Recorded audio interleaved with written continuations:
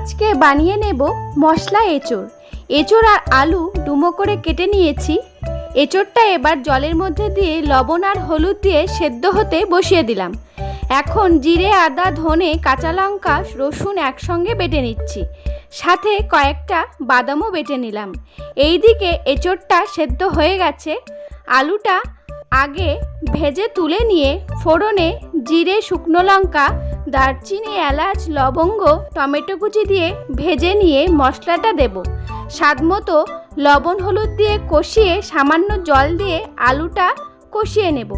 তারপর এঁচোড়গুলো দিয়ে সামান্য জল দিয়ে ঢেকে রেখে কিছুক্ষণ কষিয়ে নেওয়ার পর বাদাম বাটা আর জল দিয়ে আরও মিনিট 5 কষিয়ে নেব।